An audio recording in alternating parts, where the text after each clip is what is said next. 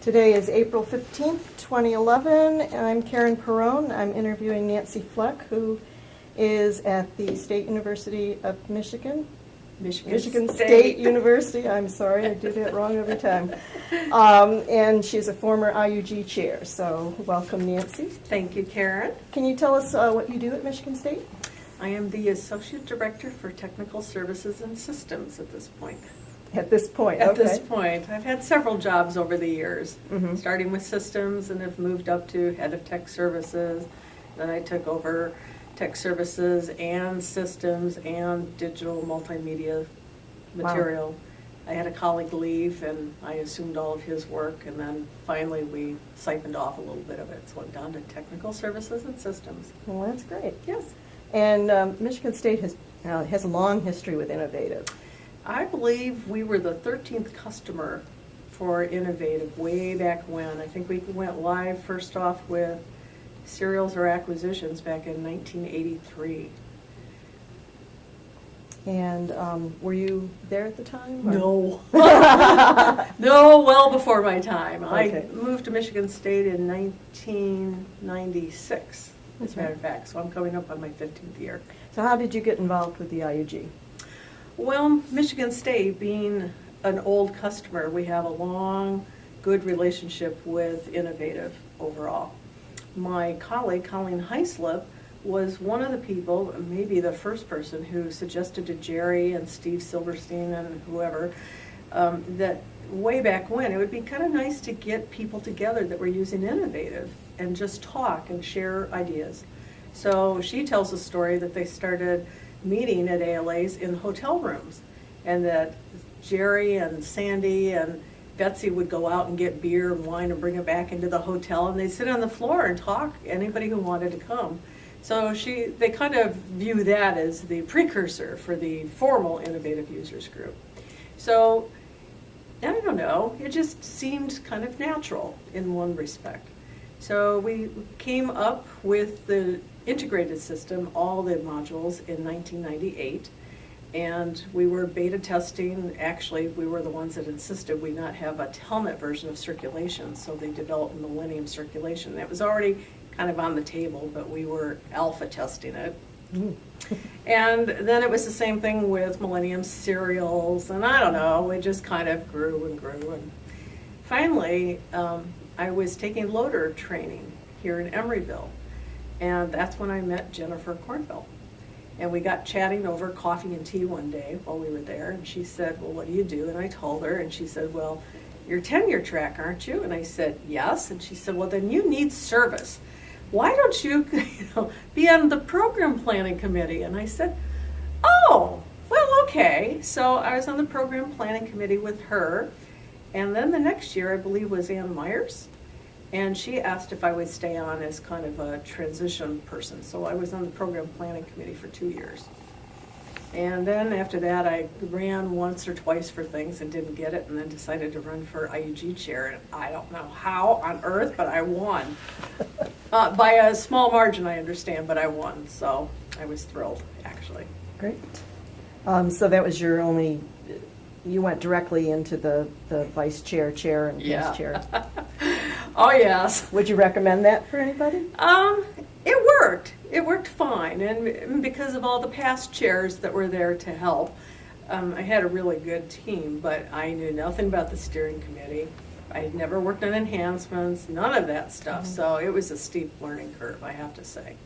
Would I recommend it? Well, if you're crazy. But I think that there's such a support team behind you that it's doable. Obviously, I'm still living and breathing and can talk about it, so I survived one way or another. And happy as a past chair. Happy as a past chair, yes, but it was quite a remarkable experience.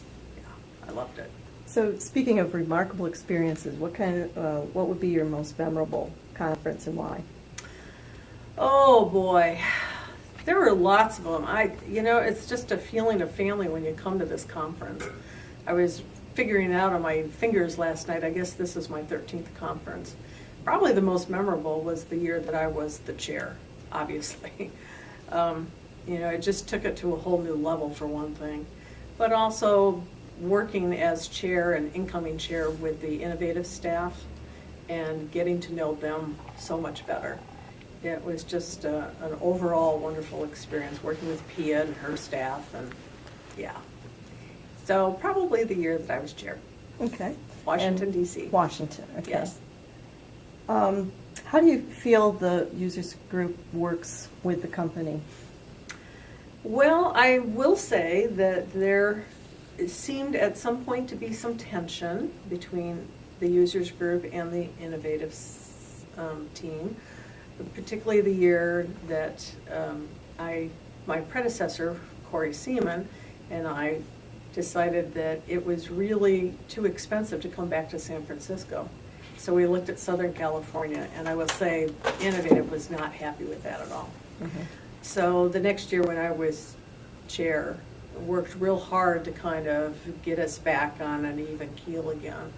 I was followed by John Colshaw, and he can make anything go away. So it was a little rough that one year when I felt that there was a lot of tension. And Corey, to his credit, kept saying, but the members really can't afford over $200 a night. We really tried hard to keep it. But then after that, I was convinced that all the hotels were going that expensive, and that at some point we needed to break the 200 mark. And that's what happened when we went to Chicago. Okay. Were you involved with the site visits and things like that? Oh, yes. Okay. This sounds like an interesting story. Well, Corey and I were doing the site visits to Southern California. So we flew into Los Angeles, got picked up by a limo. We went to downtown Los Angeles for the night, where they took us on a walking tour of Los Angeles. I've never been to Los Angeles, and it was fabulous. I had this vision that it was this kind of wacky city, and dirty, and lots of homeless people, and crime-ridden, and we just had a marvelous time walking around, seeing the sights, and they took us to all these places where movies had been made, and it was wonderful. The next day, we got in another limo, and off we went to Anaheim. And we were riding up there with Pia in the car, and the driver got on the phone, and Pia said, "Oh no, you're not." And he said, "Well, I'm sorry." And Corey and I are looking at each other going, "What?" We turned the corner, and there's this whole lineup of people outside of the hotel, champagne glasses in hand, and there was a huge marquee, and it was, "Welcome, Innovative Users Group, Corey Seaman and Nancy Fleck." And Corey and I were just absolutely shocked. And they said, "Here's your room keys, here's this, and so we went on up, got our room, and then we were meeting with the hotel people and the convention center person. She took us across a little bit that day or the next day to see the Marriott across the street, but we were at the Hilton then. And then the convention center person took us on over, walked us through, signed us on in, and we spent the evening at Disneyland. So we had a marvelous time. One of the heads of Hilton, one of the higher muckety-mucks, was there, knew Pia well, and he loved Disneyland. They had bricks with their names on it he was really into it. So he's just showing us all this stuff, and we just had a marvelous time that night. So that was a lot of fun. The next year, John and I were in Chicago, and we ended up picking the Sheraton. And that, again, was a very nice visit, but there was something about being with Corey in Disneyland. Yes, it was really something. We had a great time. They're one and the same, aren't they? I believe they are. He called his kids, and I said, "Corey, you don't want to do that." He said, I've got to, I can't stand it.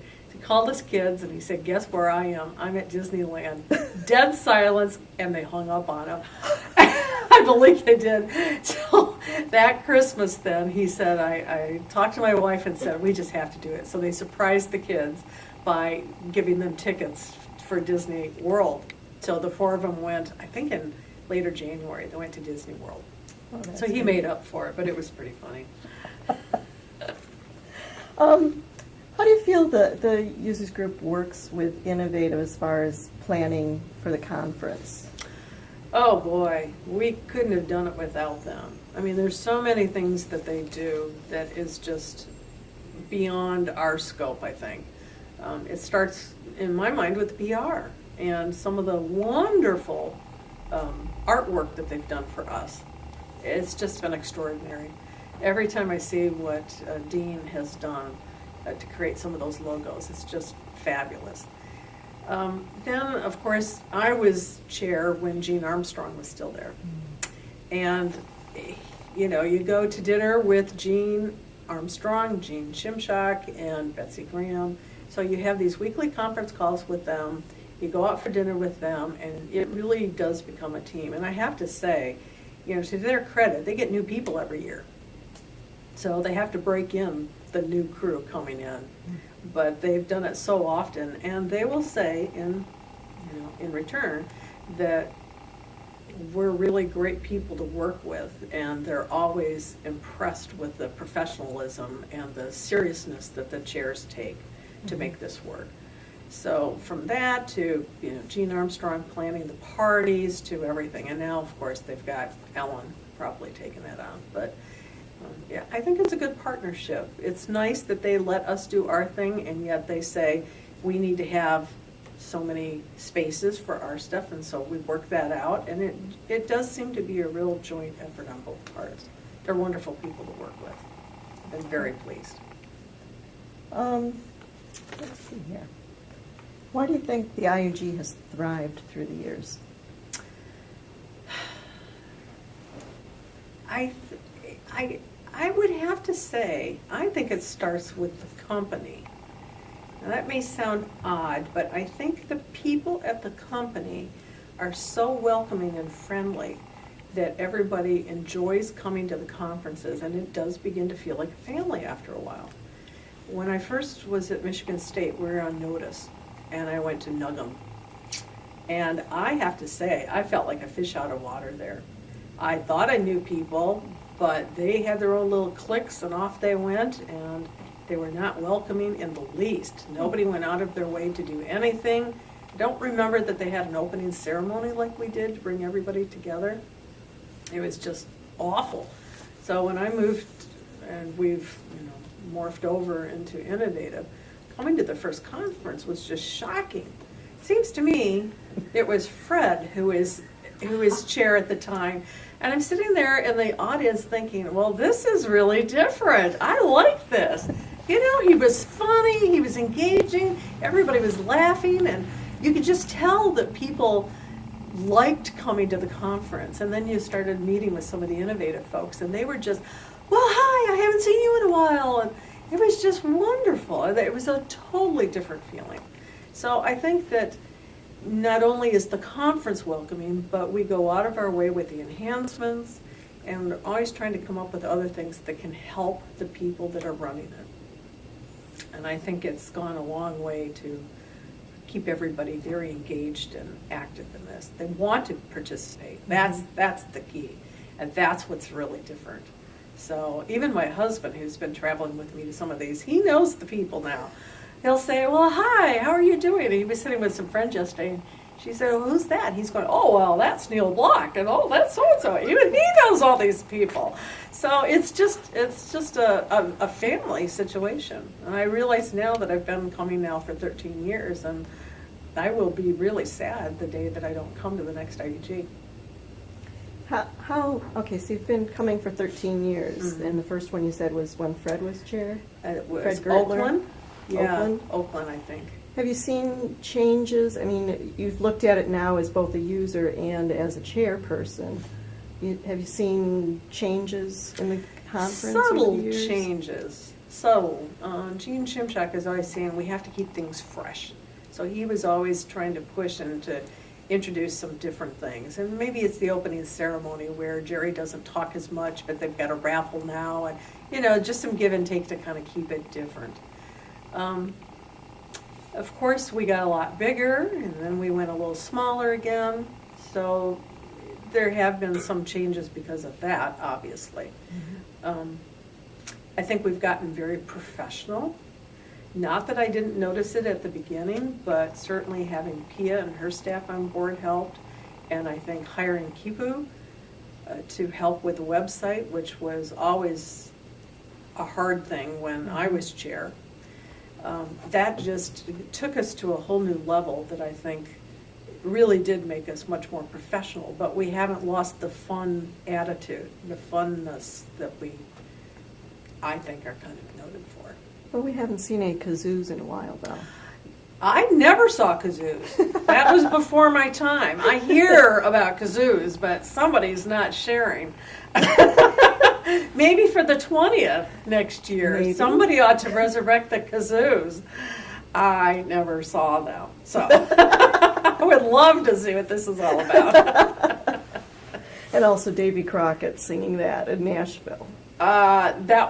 We were in test pack that week. We had 2 weeks of test pack, and it fell right over IUG. So I didn't go. I stayed home that year, so I missed Davy Crockett. Darn. Drats. Do you think the IUG is still relevant? Oh, absolutely. Absolutely. Even if it's coming for announcements like yesterday about Sierra, it's definitely relevant. Yeah, I have some of my staff who just started coming in the last year or two, and this is their favorite conference. And they say they always come home having learned new things, just meeting some of the people that they see on the listservs. They find it very, very helpful and very relevant. So what do you think is the most valuable aspect of the conference? Oh, in many ways, at least for me, it's the talking to the people. It's the networking that you do. You know, even at the party last night, there was a lot of networking going on. And having the opportunities to have the half hour between the sessions so that people can check their emails, talk to the vendors, and just stand down there eating ice cream and talking to people at the table. I remember the first time I came, I was shocked. I was sitting next to some people. I got talking to them before a session. This was my first session, so I was in Oakland, and I was talking to people from South Africa. And it blew me away that they were fabulous and so interested. And again, it was just a chance to really understand how worldwide this is. And of course, it's much more international now. But it was very, very interesting. Yeah. So I think the networking a lot.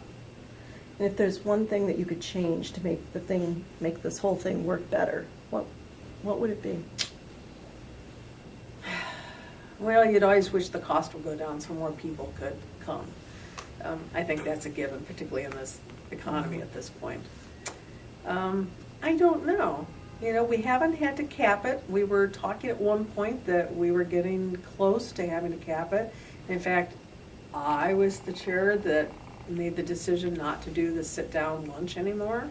Ah, you're the one that brought back the box lunches. I'm the one that brought back the box lunches because at 1700 we were too big for many hotels. So we had to immediately take several hotels, good hotels, off the table because they couldn't accommodate the lunch anymore. So it was a choice of either giving in the lunch and just having a few hotels that could accommodate us, or doing away with the lunch and having much more opportunities. And we were hoping cheaper, that we would open it up to more hotels that could bid. So yeah, I'll go down in infamy for that, I'm sure. I hear lots of times people going, I hate the box lunch, I hate it. And if I had my choice between a sit-down lunch and a box lunch, I'd go for sit-down too, but we just, logistically, it just wasn't working anymore. For 1,700 people, that is a mighty big project for any hotel to do. Yeah. I think actually the quality of the food is better with the box lunch, to tell you the truth. In many ways, yes.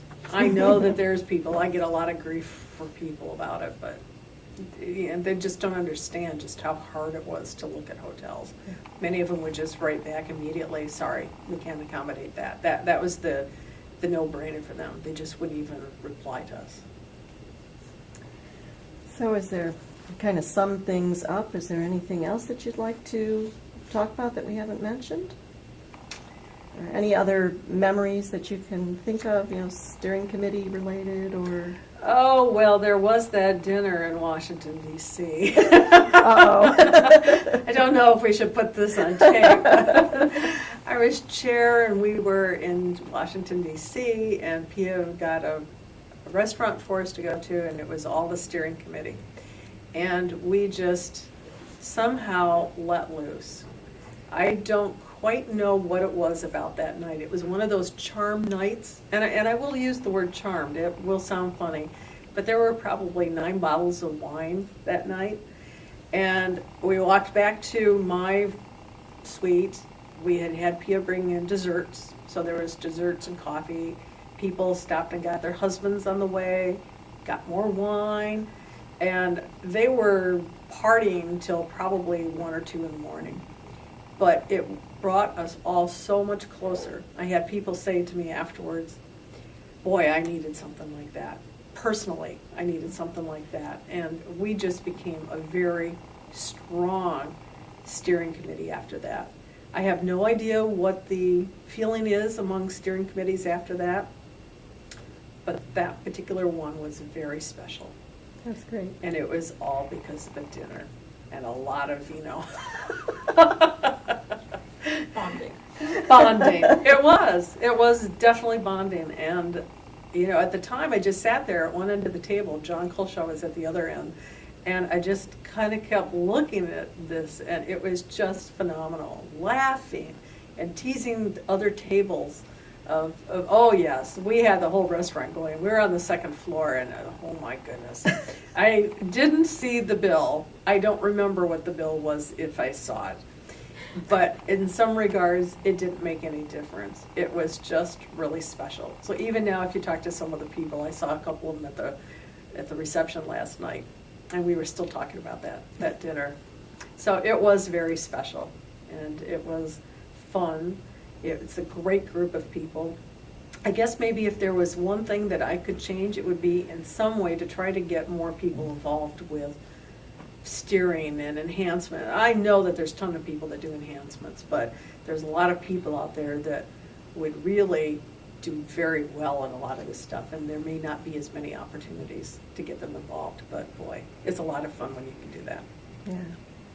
Well, thank you so much, Nancy. Well, thank you, Karen. I think this is a fabulous idea that you had, so I'm really, really tickled that you did this. I was cheering when I heard that this is what you're going to do, so thank you very much for thinking about it. Great.